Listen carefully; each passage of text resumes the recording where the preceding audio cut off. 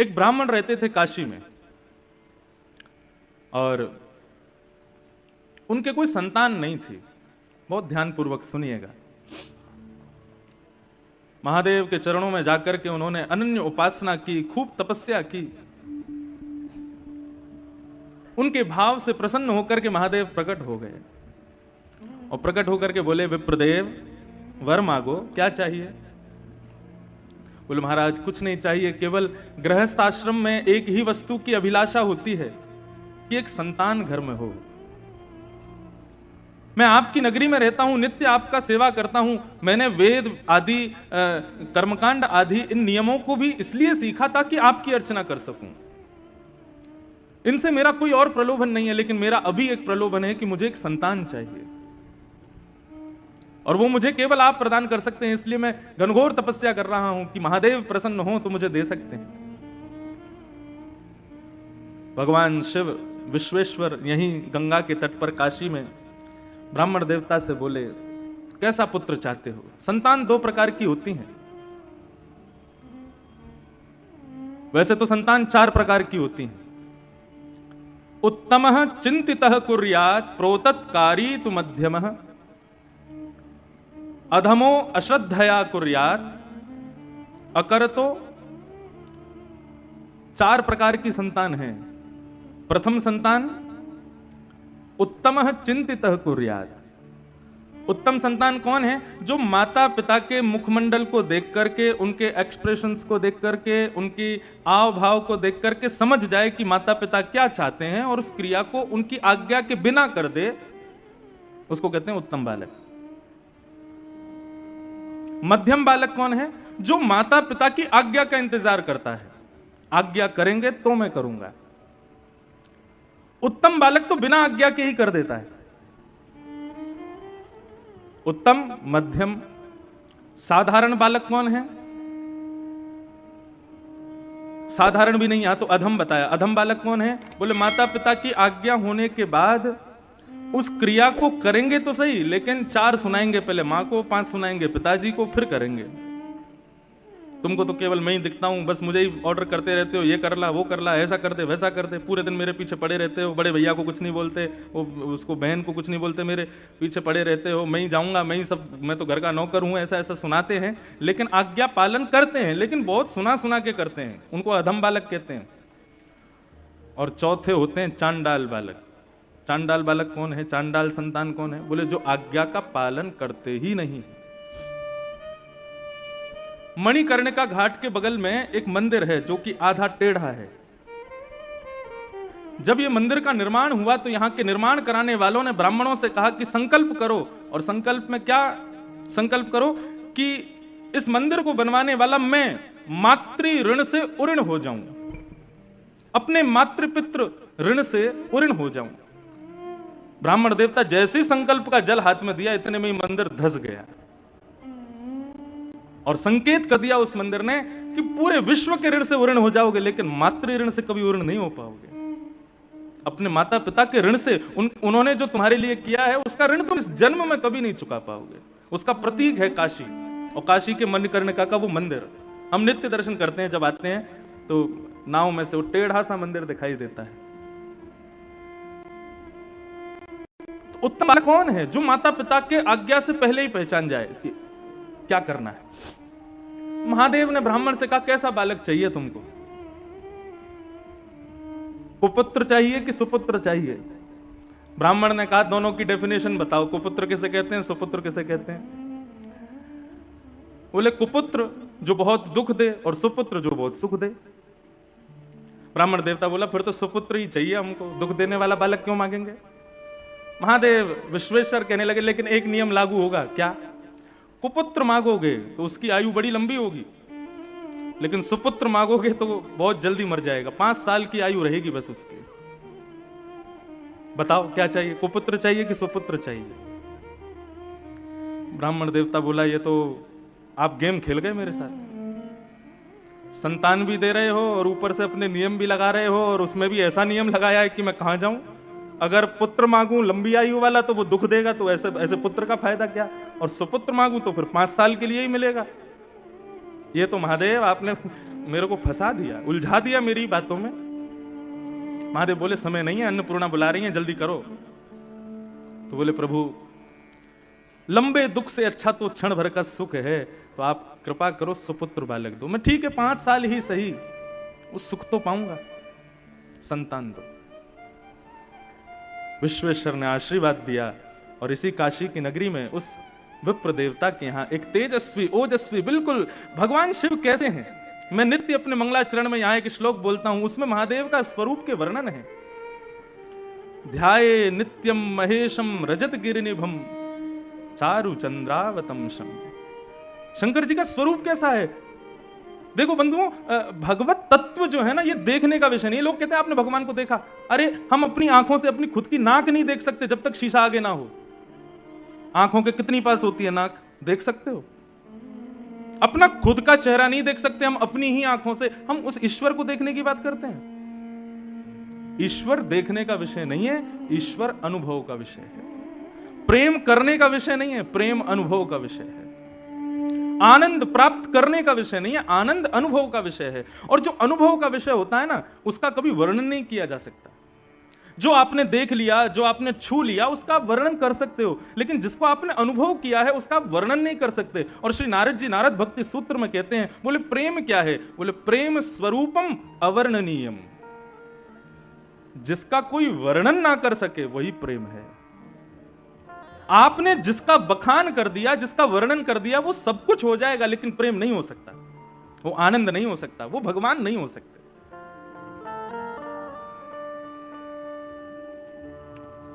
ब्राह्मण देवता के बालक हुए। अब ज्यों-ज्यों बालक बड़ा होता जावे, ब्राह्मण की चिंता बढ़ती जावे। बालक इतना सुंदर, शिव जैसा। शिव कैसे हैं? बोले जैसे चांदी का कोई पहाड़ हो, ऐसे चमकते हैं महादेव। यदि कभी प्रकट हो जाए तो ऐसे दिखेंगे, बिल्कुल शिव जैसा वो बालक। उसकी क्रियाएं, उसकी मुस्कान, उसकी अलकावली, उसका मुखमंडल, सबको देख करके सुख लगता है। लेकिन पिता नित्य चिंता करते हैं कि ऐसे बालक का क्या फायदा, 5 साल बाद तो चले जाना है। धीरे धीरे वो बालक बड़ा हुआ और नित्य उसको गंगा स्नान कराते, नित्य विश्वनाथ का दर्शन कराते, नित्य काशी के संतों को प्रणाम करवाते, काशी के विद्वानों के सन्मुख ले जाकर के बैठाते। उस बालक की ऐसी स्थिति हो गई, वो सबको प्रणाम करता था। एक बार जब उसकी आयु 4 वर्ष की हो गई, 1 साल की आयु रह गई, तो उस बालक को लेकर के उसके पिता एक संत के पास गए और रोते हुए अपना दुख दर्द बताया। बोले महाराज, महादेव ने मुझे ये दिया है, लेकिन इसकी आयु केवल 5 साल की है और ये 4 साल का हो गया, मैं इसके बिना रह नहीं पाऊंगा। आप कैसे भी इसको जीवित रखो, इसकी आयु बढ़ाओ। आप संतों में ताकत है, आप चाहो तो महादेव को कह सकते हो मेरा भाव। संतों ने एक ही आज्ञा की, बोले यदि तुम चाहते हो ये बालक जीवित रहे, तो इस पर संतों की इतनी कृपा हो जाए, इतनी कृपा हो जाए कि उस कृपा को महादेव चाहते हुए भी कभी नष्ट ना कर पाए। और वो कब होगा? बोले खंबायु यज्ञम सलिलम महिम च। आंखों के आगे दिखने वाली हर वस्तु को इससे प्रणाम करवाओ। प्रणमे दंडवत, दंडवत प्रणाम करवाओ। प्रणाम में बड़ी ताकत है। आजकल लोग प्रणाम करना नहीं जानते, इसीलिए मैं सबसे प्रार्थना करता हूं, मुझे प्रणाम मत किया करो, दूर से हाथ जोड़ा करो। प्रणाम का अर्थ क्या होता है? नमन। नमन माने अपने मन को सामने वाले के चरणों में अर्पित करना। लेकिन हमारे यहां भारतीयों में ऐसी प्रथा बन गई है कि बिना छुए तो प्रणाम मानेंगे ही नहीं। माताएं बहनों को मैं कहता हूं मत किया करो, आप दूर से करो, लेकिन नहीं मानते। यहां तो चलो फिर भी इतनी संख्या में लोग नहीं है, कई जगह तो इतनी भीड़ होती है कि महाराज धोती बचानी पड़ जाती है कि गाड़ी में बैठ तो जाऊं सही सलामत। प्रणाम में बड़ी ताकत है, लेकिन प्रणाम शरीर से नहीं होता है, प्रणाम मन से होता है, हृदय से होता है। हमारे पूज्य पिताजी महाराज अपनी कथा में कहते हैं, जिसको देख करके आंखें झुक जाएं, सर थोड़ा नीचे हो जाए और मन में भाव, उसके प्रति आदर का भाव प्रकट हो जाए, ये 3 क्रिया ही प्रणाम कहलाती है। और तुम आंखों में टकटकी लगा के देख रहे हो, सीना चढ़ा के खड़े हो, उसके आते नीचे झुक के प्रणाम करो, वो प्रणाम थोड़ा ही है। प्रणाम तो हृदय से होता है। संत ने आज्ञा की कि इस बालक को सबको प्रणाम करवाओ। अब तो वो बालक सबको प्रणाम करता, घर के बाहर दहली पे बैठा रहता और गली से जो निकलता, जीव जंतु आदमी कोई भी हो, सबको प्रणाम करता। एक दिन आया और उस गली में महादेव के प्रथम 7 शिष्य सप्त ऋषि पधारे। ये सप्त ऋषि कौन हैं? भगवान शिव के पहले 7 शिष्य हैं। सप्त ऋषि पधारे। जैसे ही सप्त ऋषियों को उस बालक ने प्रणाम किया, सप्त ऋषियों ने आशीर्वाद दिया, चिरंजीवी भव।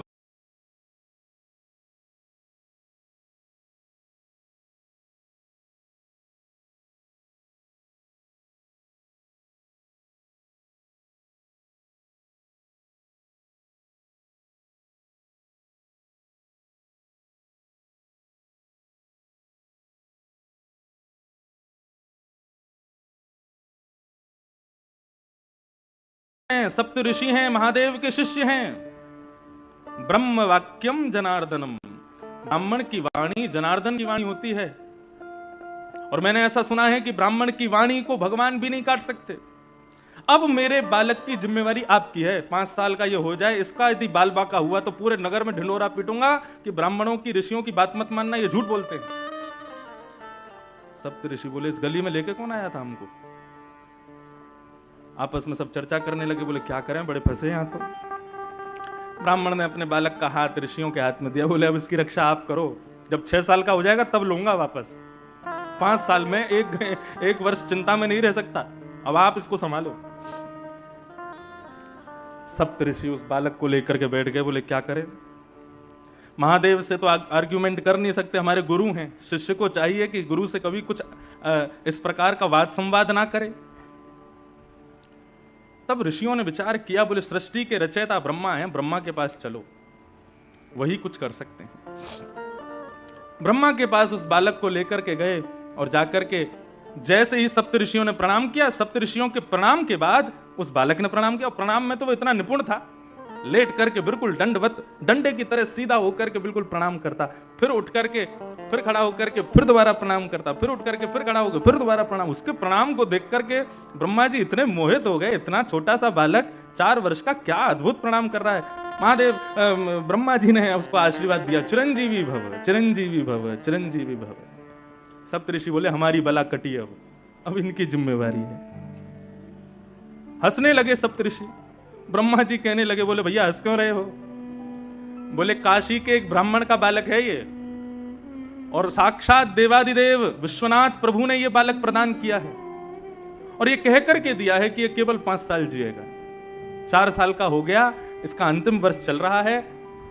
हमने इसको चिरंजीवी भव का आशीर्वाद दिया, तो उसके पिता ने हमको ये बात बताई, हमने ला करके इस बालक को आपसे प्रणाम करा दिया। ब्रह्मा जी बोले तो तुमने अपनी बला मुझ पर डाल दी, अपनी चिंता मुझ पर डाल दी। बोले तो फिर क्या करते हम, हमसे चिंता सहन नहीं हो रही थी, अब आप ही इसकी रक्षा करो, और यदि आपकी वजह से इसकी रक्षा नहीं हुई तो हम तीनों लोकों में ढिंडोरा पीटेंगे कि ब्रह्मा के पास शक्ति नहीं है, ब्रह्मा झूठ बोलता है। ब्रह्मा जी बोले बड़े चतुर हो तुम लोग। बोले ये चतुराई इसके पिता से हमको मिली। ब्रह्मा जी बोले अब तो फिर एक ही उपाय है, स्वयं विश्वनाथ यदि चाहें तो ये बालक जी सकता है। और उस बालक को गोद में लेकर के ब्रह्मा सीधे पहुंचे महादेव के पास। ब्रह्मा जी ने प्रणाम किया, और ब्रह्मा जी के उठते ही महाराज उस बालक ने जो दंडवत प्रणाम किया शिव को, बाकी सब तो बैठे बैठे उसका प्रणाम देखते थे, लेकिन महादेव तो उठ करके गए और बालक को हृदय से लगा लिया। बोले बालक चिरंजीवी भव, चिरंजीवी भव। जब महादेव ने आशीर्वाद दिया, सप्त ऋषियों के नेत्र सजल हो गए, ब्रह्मा के नेत्र सजल हो गए, और सबने बताया, बोले महादेव परंतु ये कैसे संभव होगा, ये बालक आपने ही प्रदान किया है एक ब्राह्मण को, और इसकी आयु केवल 5 वर्ष की आपने बताई थी। महादेव को याद आया, बोले अरे ये तो वो प्रकांड विद्वान एक ब्राह्मण, उनका बालक है क्या? बोले हाँ, ये आपने ही तो दिया है, अब आप इसको चिरंजीवी कैसे बनाएंगे? बोले मेरी जिम्मेवारी है, तुम लोगों ने मुझे दी है, तो अब मैं देखता हूं कि यमराज इसका बाल बांका कैसे करता है, और वैसे भी ये मेरा ही है।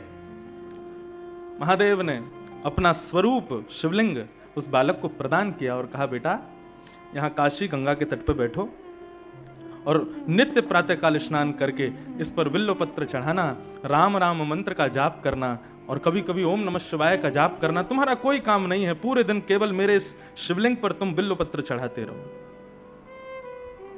वो बालक नित्य विश्वनाथ की आज्ञा से उस शिवलिंग की पूजा करने लगा। 5 वर्ष जैसे ही पूर्ण हुए, 5 साल का वो बालक जैसे ही हुआ, यमराज प्रकट हो गए, अपनी तलवार से उस बालक के सर में प्रहार करने वाले थे। इतने में ही महादेव का त्रिशूल सामने आ गया और आकर के महादेव ने कहा, क्या कर रहे हो? बोले, प्रभु इस बालक का जीवन आज पूर्ण होने वाला है, इसको लेने आया हूं।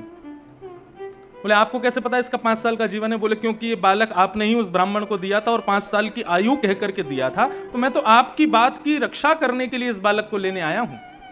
5 साल पूरे हो गए, अब इसके जाने का समय हो गया।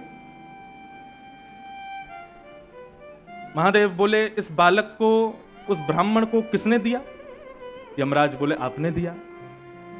ये 5 वर्ष जिएगा, ये आज्ञा किसने की? बोले, आपने करी। तो बोले, तो तुम जानते हो शिव का दिन कितना बड़ा होता है?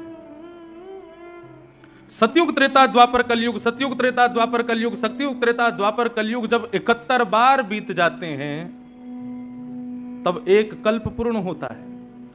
ऐसे अनंत कल्प पूर्ण होते हैं तब ब्रह्मा की एक रात्रि होती है। ऐसा ब्रह्मा भी अपने अनंत रूप बदल देता है तब महादेव का एक दिन होता है। और ऐसे महादेव ने इसको 5 वर्ष जीने का आज्ञा की है, तो इसका 5 वर्ष कितना लंबा है तुम अब गणित लगाते रहो। इस सामान्य 5 वर्ष के लिए जीवित नहीं रहेगा, ये महादेव के 5 वर्षों तक जीवित रहेगा। और वही बालक इस काशी में मार्कंडेय ऋषि के नाम से जाने गए, जो आज तक चिरंजीवी है। और बंधुओं, इनका नाम मैंने क्यों लिया है? यही मार्कंडेय मुनि अपने अनुभव से कहते हैं। जब प्रलय देखा, सबका नाश देखा इन्होंने, लेकिन एक का नाश नहीं देखा। किसका? करारविंदेन पदारविंदम मुखारविंदे विनवेशयन्तम वटस्य पत्रस्य पुटे शयानम् वालं मुकुंदम मनसा स्मरामि। श्री कृष्ण गोविंद हरे मुरारे, हे नाथ नारायण वासुदेव, जिह्वे पिबस्वा मृतमेत देव, गोविंद दामोदर माधवे। ये बात मैं इसलिए कह रहा था कि मार्कंडेय ऋषि को इतनी लंबी आयु भगवान ने दी, महादेव ने दी, विश्वनाथ ने दी। किसके लिए दी? ताकि वो हमारे कन्हैया के आश्रित हो जाएं, ताकि वो हमारे बाल मुकुंद का दर्शन करें। कैसा दर्शन किया? मार्कंडेय मुनि ने तपस्या की और तपस्या करके भगवान से प्रार्थना की, मैं प्रलय देखना चाहता हूं, प्रलय कैसी होगी। भागवत के 11 स्कंद में, 12 स्कंद में प्रलय का दर्शन आता है मार्कंडेय मुनि का। और जब भगवान ने मार्कंडेय ऋषि को प्रलय का दर्शन कराया, सब कुछ जल निमग्न हो गया। तभी वो देखते हैं कि एक बट का पत्ता तैरता हुआ आ रहा है। मार्कंडेय मुनि ने ऊपर चढ़ करके जैसे ही देखा तो क्या देखा? करार विंदे, अपने हाथों से, करार विंदेन पदार विंदम, अपने हाथ, दोनों हाथों से अपने एक पैर को पकड़ करके, मुखार विंदे विनवेशयंतम, अपने चरण के एक अंगूठे को एक नन्हा सा बालक पी रहा है। करार विंदेन पदार विंदम मुखार विंदे विनवेशयंतम वटस्य पत्रस्य पुटे शयानम बालम मुकुंदम मनसा स्मरामि। सबका प्रलय हो गया, नन्हे से हमारे गोपाल जी का प्रलय नहीं हुआ। ये दर्शन मार्कंडेय ऋषि ने किया। भगवान अपने पैर का अंगूठा क्यों पीते हैं? ठाकुर जी कहते हैं पूरा विश्व इसको पीता है। इनको धो धो के ये क्या है? ये ठाकुर जी के अंगूठे का जल ही तो है। आज हमारे वेद पंडित जी बहुत बढ़िया बात बता रहे थे। बोले कि देखो महाराज जी, गंगा जल को सब लोग मुख से लेते हैं, सिर से लगाते हैं, स्नान करते हैं, लेकिन महादेव, बोले महादेव तो गंगा जी को ही मुकुट बना के पहनते हैं, अपने सिर पर ही धारण करते हैं। बोले श्री नारायण के चरणामृत उसको नीचे भी नहीं आने देते, अपनी जटाओं में बांध करके रखते हैं। सबके अलग अलग सुंदर सुंदर मुकुट हैं, किसी का स्वर्ण का मुकुट है, किसी का पद्मराग का मुकुट है, किसी के अन्य अन्य धातुओं के मुकुट हैं, लेकिन महादेव का मुकुट क्या है? बोले गंगा ही उनका मुकुट है, श्री कृष्ण चरणामृत ही उनका मुकुट है। इन दोनों में ज्यादा अंतर नहीं है, ये हरि और हर, ये दोनों एक ही हैं, एक दूसरे के साथी हैं, एक दूसरे के स्वामी भी हैं और एक दूसरे के सेवक भी हैं। जैसे ही शिव जी को पता चला कि रघुनाथ जी ने समुद्र पर सेतु बनाया, सब दूतों ने आके बनाया, बोले जय हो रघुनंदन राम की जय हो। शिव जी बोले क्या हुआ? बोले आज रघुनाथ जी ने समुद्र पर सेतु बनाया। लेकिन शंकर जी ने ये नहीं सुना कि समुद्र पर सेतु बनाया। बोले अच्छा, समुद्र मतलब ससुर जी, काट दिया, चलो तो हम पीछे क्यों रहे। जब आया समय तो ले दक्ष का ही सर काट दिया, फिर बहुत प्रार्थना करने पर बकरे का सर लगा दिया, लेकिन पीछे नहीं हटे हैं।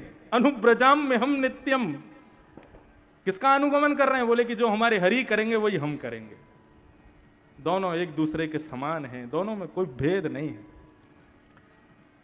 शिव दो द्रोही मम दास कहावा, सोनर सपने मोह न पावा।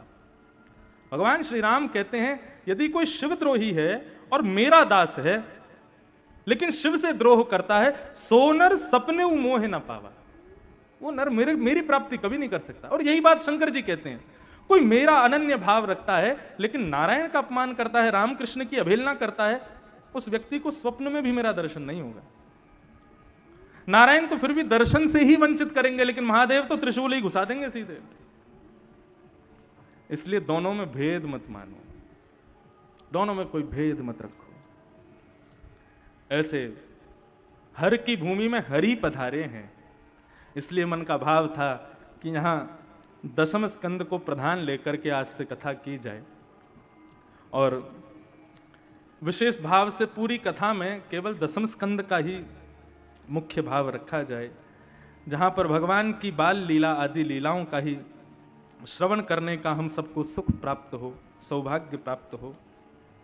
उस भाव से यहाँ कथा करने का भाव बना कल, तो आज से हम लोग दशम स्कंद ही प्रारंभ करेंगे, ताकि महादेव को ठाकुर जी की मधुरतम लीलाओं का श्रवण करा सकें, क्योंकि यहाँ के मुख्य श्रोता वे ही हैं, वे ही सुनने के लिए यहाँ पर पधार रहे हैं। आज छठ का उत्सव है, पूरी वाराणसी में उत्सव मन रहे हैं, सुनाई दे ही रहा है। लेकिन कभी कभी लगता है संसार कितना बदल गया, और मैं कहूं तो सुनने में अटपटा भी लगेगा, मेरी उम्र ही कितनी, आप लोग तो इतने बड़े बड़े बैठो, आपने देखा होगा बदलता हुआ संसार। पहले हमारे यहाँ के पर्वों में मध्यम सुगम संगीत होता था, ब्राह्मणों के द्वारा सुंदर वेद पाठ आदि करके, और घर के सदस्य जन जो हैं पूजा आदि करते थे, दीपावली, होलिका दहन और आदि आदि पर्वों को मनाते थे। लेकिन आजकल हम लोगों की स्थिति देखो, सुन लो कितनी जोर से आवाज आ रही है, छठ उत्सव मनना। जब मैं नौका से उतर रहा था तो इतना भयंकर डीजे बज रहा था, लेकिन जब मैंने कान लगा के सुना तो छठ का कोई भजन चल रहा था। मैंने कहा भजनों की स्थिति देखो क्या हो गई। देवताओं में और दैत्यों में अंतर क्या था? यही तो था। दैत्य कौन? जो सारे नियमों का उल्लंघन करते हुए क्रियाएं करें, वो दैत्य हैं। और देवता कौन? जो हर चीज का ध्यान रखे। कल आपके यहां कथा पूरी करके जब मैं वापस पहुंचा, तो जहां हम रह रहे हैं वो बिल्कुल शुद्ध काशी है, बनारस है शुद्ध। वहां गाड़ियां भी नहीं आती, बाइक तो लोग घुसा देते हैं जबरदस्ती, नहीं तो उसके लिए भी जगह नहीं है। कल जैसे ही वहां नाव से उतर के अपने घर की ओर जा रहे थे, तो एक साधारण, मैं 3 दिन से निकल रहा था, मैं कभी नहीं गया, एक सुंदर सा एक दरवाजा, और अंदर से इतनी मधुर स्वर, इतने सुंदर ध्वनि सुनाई दे रही थी, सब रुक गए। और भीतर जब जाकर के देखा तो महादेव के अनन्य प्रेमी पुत्र गणपति विराज रहे हैं, और सामने छोटे छोटे 3 बालक क्या अद्भुत शास्त्रीय संगीत गा रहे थे। उनका स्वर सुन करके हम लोग कम से कम 20 मिनट तक वहीं खड़े रहे, और मानो ऐसा लग रहा था जैसे मसनद पर ऐसे कोई अपना हाथ रख करके बिल्कुल आनंद के अंदाज में पूरे जगत से निवृत्त होकर, बिल्कुल जैसे एकांत में बैठ के कि कोई डिस्टर्ब ना करे, और गणपति बैठ करके स्वर सुन रहे हैं। वो सुनकर के मन स्तब्ध हो गया, कुछ कहने की इच्छा नहीं हो रही थी। कोई बोल भी रहा था तो मैं कह रहा था शांत हो जाओ, कोई हल्ला मत मचाओ, उनको सुनो क्या गा रहे हैं। वो हृदय स्पर्शी था, आत्मा को स्पर्श कर रहा था। लेकिन आजकल हम मानवों को क्या हो गया है, यदि कोई शास्त्रीय संगीत गाने वाला आ जाए तो महाराज जितनी भीड़ होती है उससे भी कम हो जाती है, पंडालों में चले जाते हैं उठ के लोग, नहीं समझ में आ रहा, नहीं सुन सकते। ये हमारा अभाग्य है। वो तो अपने अपने स्थान पर पूर्ण है, हम में इतनी क्षमता नहीं है, हम में इतनी योग्यता नहीं कि हम उसको सुन सकें। पंडित जी घर पर पूजन कराने आते हैं तो यजमान लोग पहले कहते हैं पंडित जी 15 मिनट में ही करा देना, पूजा है 1.5 घंटे की। लेकिन पंडित जी को पहले कह देंगे इससे ज्यादा समय मत लगाना। जहां आधा घंटा जाने लग जाता है तो पंडित जी को घड़ी दिखाने लगते हैं, अब जल्दी कराओ हमको जाना है। वो नौकर नहीं है तुम्हारे।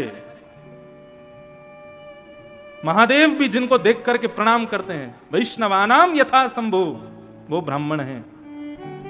ये हम लोगों का अभाग्य है कि हम लोग अपने वैदिक शास्त्रों से, अपनी वैदिक क्रियाओं से, अपने पुराने समय के जो हमारी धरोहर है, हम उनको छोड़ते जा रहे हैं धीरे धीरे। लेकिन फिर मन में भाव आता है तस्मात् केनाप्युपायेन मनः कृष्णे निमेषयेत्। इतना घनघोर कलिकाल चल रहा है, इतने में भी लोग पूजा तो कर रहे हैं, छठ पूजा कर रहे हैं, भले डीजे चला के कर रहे हैं, कर तो रहे हैं, तो लगता है कम से कम कुछ ना से तो ये अच्छा है। लेकिन बंधुओं, अपनी धरोहरों को छोड़ो मत, वो हमारा सर्वधन है। प्रयास किया करो कि जितना उसके समीप रह सकें हम रहें। ये वेस्टर्न कल्चर नहीं है तो क्या है, इतना तेज संगीत बजाना जोर जोर से। अब गणपति उत्सव होता है, गणपति विसर्जन करने जाते हैं, पहले ढोल नगाड़े जाते थे, गाते हुए लोग जाते थे, फिर धीरे धीरे बैंड बाजे आ गया, बैंड बाजे भी खत्म, अब तो डीजे आ गया। और आजकल तो ऐसे डीजे चलने लगे हैं कि घर की खिड़कियां हिलती हैं उनके धमक से, हृदय कभी कभी लगता है निकल के बाहर ना आ जाए। और जितना तेज घमक उतना महंगा डीजे, लोग बुलाते हैं उसको। क्या हो रहा है हम लोगों को, कहां की ओर जा रहे हैं हम लोग। श्रावण में शिवरात्रि आदि, श्रावण के समय में, शिवरात्रि समय में रात रात भर रंगीन लाइटों से महाराज भर दिया मंदिरों को, और उसमें दुनिया भर के फिल्मी गाने चला रहे हैं। बस शब्द बदल देते हैं, धुन फिल्मी है और शब्द भगवान के भजन के हैं।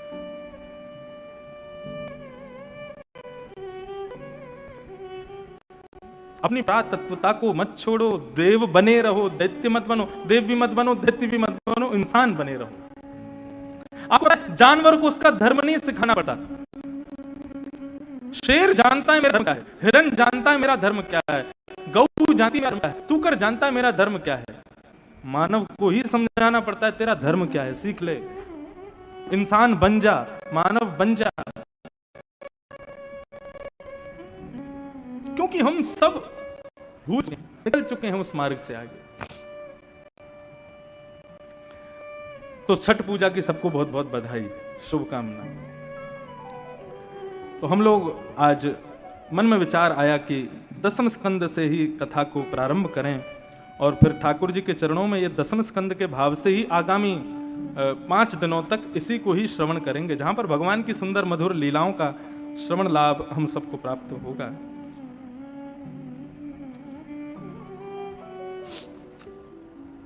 श्रीमद् भागवत में 12 स्कंद हैं, और ये 12 स्कंद भगवान के श्री चरणों से लेकर के ललाट तक का दर्शन कराते हैं। प्रथम स्कंद और द्वितीय स्कंद ये भगवान के श्री चरणारविंद हैं।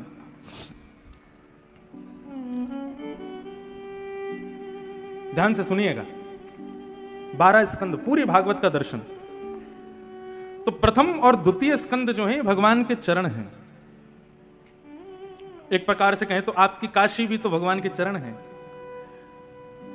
हम जब प्रथम द्वितीय स्कंद सुनते हैं तो मतलब ठाकुर जी के चरणों में प्रणाम हो गया। तृतीय और द्वितीय स्कंद भगवान के जंगा है, मतलब चरणों में प्रणाम किए को भगवान ने अपने दोनों हाथों से, तो तृतीय और चतुर्थ स्कंद भगवान के हाथ हैं, भुजा। 2 स्कंदों से प्रणाम किया और फिर 2 स्कंदों से क्या हुआ, भगवान ने अपने हाथों से प्रणाम किए हुए उस भक्त को उठाया। ये हो गए तृतीय चतुर्थ स्कंद। पंचम और षष्ठ स्कंद ये भगवान के दोनों पाणी तलम हैं। भगवान की दोनों जंगा हैं। मतलब चरण में प्रणाम किए को ठाकुर जी ने दोनों भुजाओं से उठा करके अपनी गोद में लिटा दिया, जैसे एक मां अपने बालक को लिटाती है। सप्तम और अष्टम स्कंद ये भगवान के, सप्तम स्कंद उदर है, अष्टम और नवम स्कंद ये भगवान का वक्षस्थल है, दसम स्कंद भगवान का हृदय है।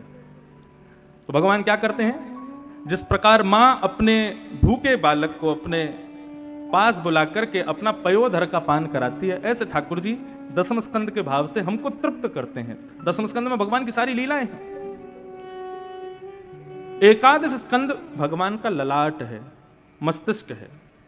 जब बालक पेट भर जाता है, दूध पी लेता है, तो मां फिर उसको अपने पयोधर से दूर करके फिर उसके मुखमंडल को देखती है। चेहरे से ही पता चल जाता है कि वो तृप्त हुआ कि नहीं, उसकी भूख मिटी कि नहीं।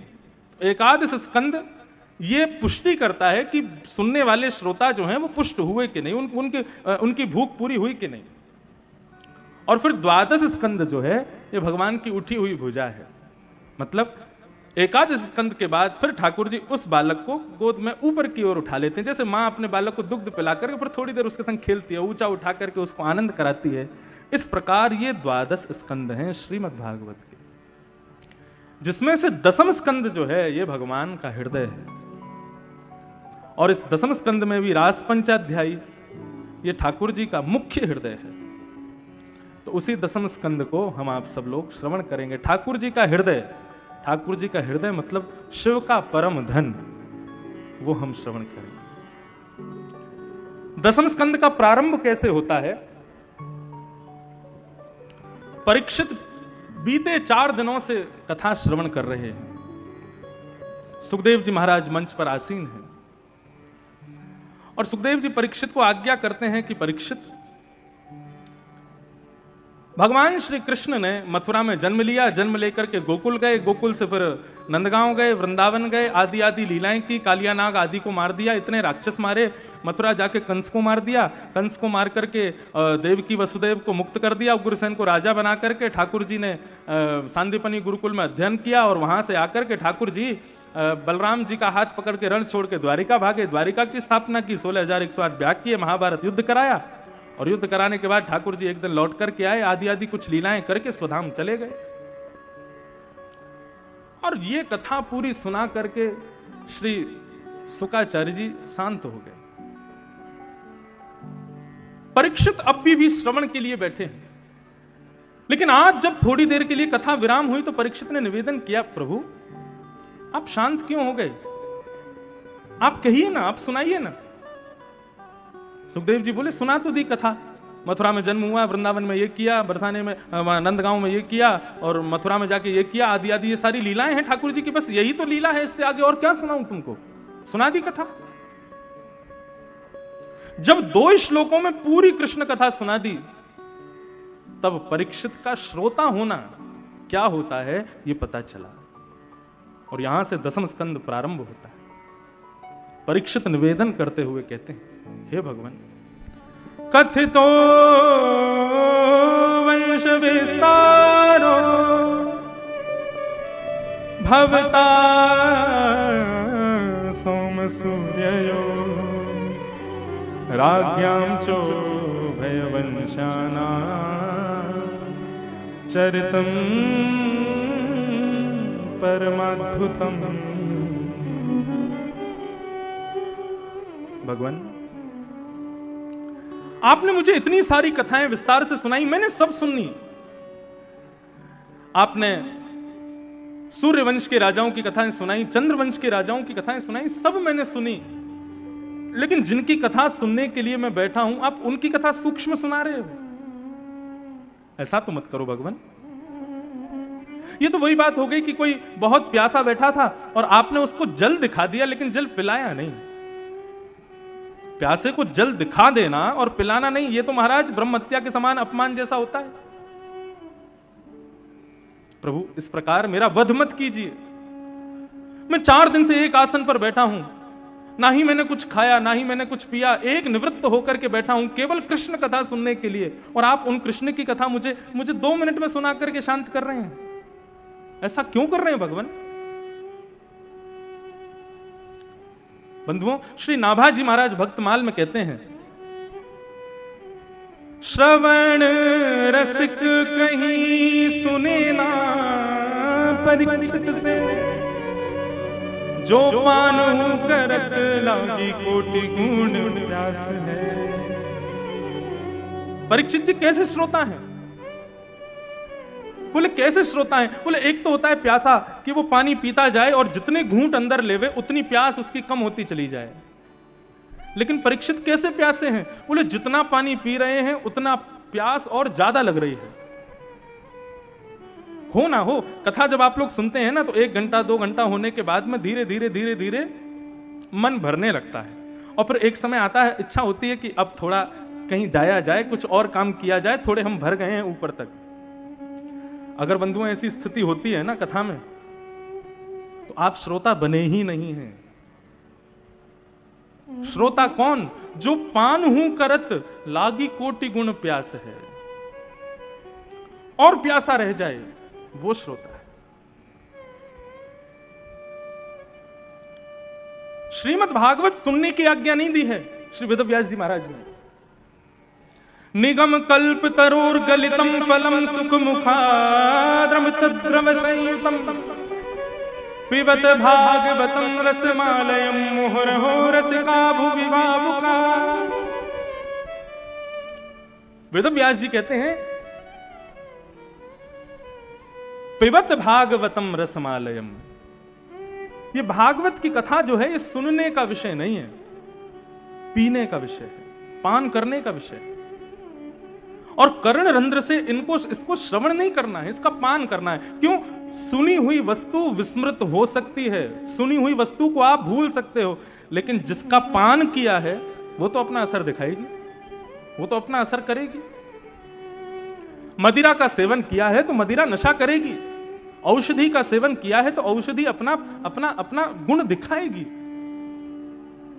लेकिन औषधि का श्रवण करने से रोग दूर नहीं होता, औषधि का पान करना पड़ता है। ठीक वैसे ही श्रीमद् भागवत भव औषधि है, भव रोग को मिटाने वाली, इसका पान ही करना पड़ेगा, इसको सुनने का विषय नहीं बताया है। भागवत को श्रवण करो, पियो, श्रवण पुटे सुषमृतम, कान रूपी दोनों में भर भर के पियो। श्रीमद् भागवत में भगवान का ही अवतार हुए पृथु महाराज, जिनकी वजह से धरती को पृथ्वी कहा जाता है। वो पृथु महाराज भगवान से वरदान क्या मांगते हैं? 100 अश्वमेध यज्ञ किए, लेकिन 99 के बाद इंद्र ने पूरा नहीं होने दिया। जब क्रोध आया तो भगवान प्रकट हो गए। भगवान बोले, ये 100 अश्वमेध यज्ञ इंद्र पूरा नहीं होने दे रहा, ऐसा मत सोचो पृथु, ये मैं पूरा नहीं होने दे रहा हूं। पृथु महाराज बोले, क्यों? आप क्यों नहीं होने दे रहे पूरा? भगवान बोले, 100 अश्वमेध पूरे होने पर क्या मिलता है?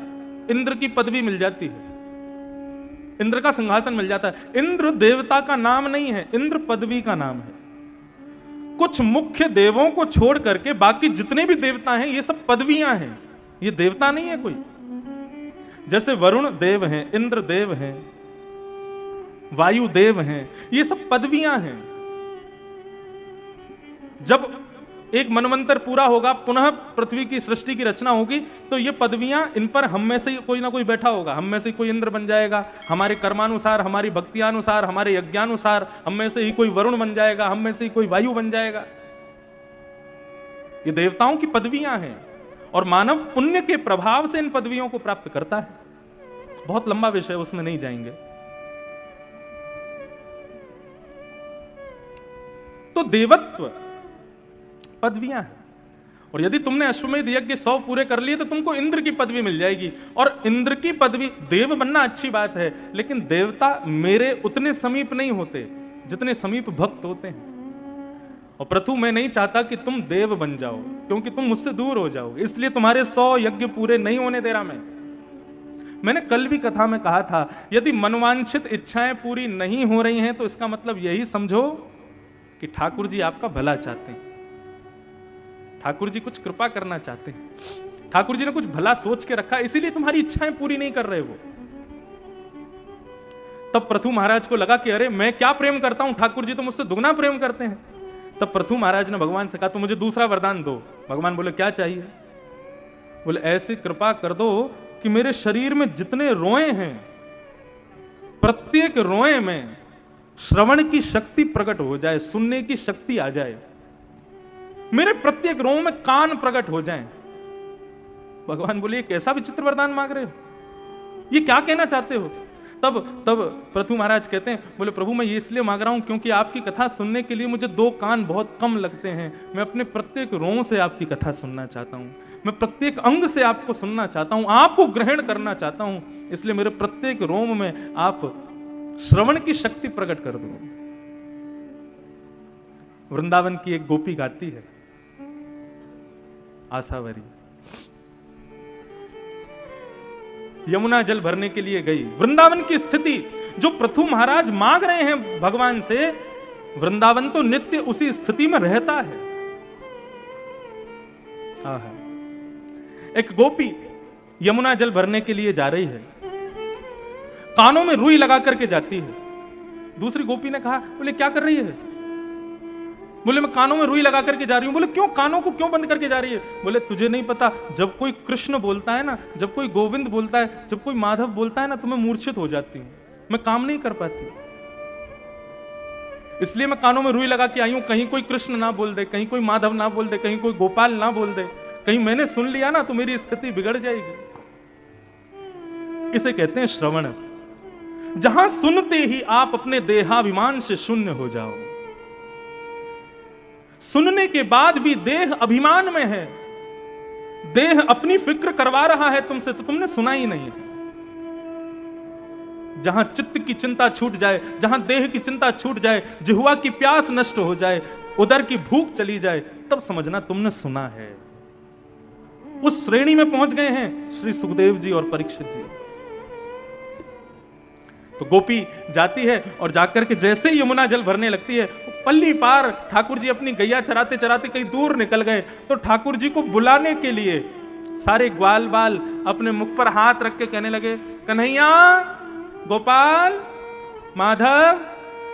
और जैसे ही उन्होंने कृष्ण नाम का उद्घोष किया, सर घूमने लगा गोपी का, हाथ कांपने लगे, मटकी हाथ से गिर गई और उसी क्षण यमुना के पुलिन पर गिर गई। दूसरी गोपी ने उसके मुख पर यमुना जल छिड़का। जब होश में आई तो उसने कहा, क्या हुआ? रुदन करते हुए बोले मैं तो सोचती थी कृष्ण नाम केवल कानों से प्रवेश करता है, लेकिन आज मुझे पता चला कि मेरा प्रत्येक रों से कृष्ण नाम प्रवेश करता है। किस किस को बंद करके आऊं मैं? तब अष्ट सखा के श्री कृष्णदास जी ने उस गोपी की मनस्थिति को गाया है।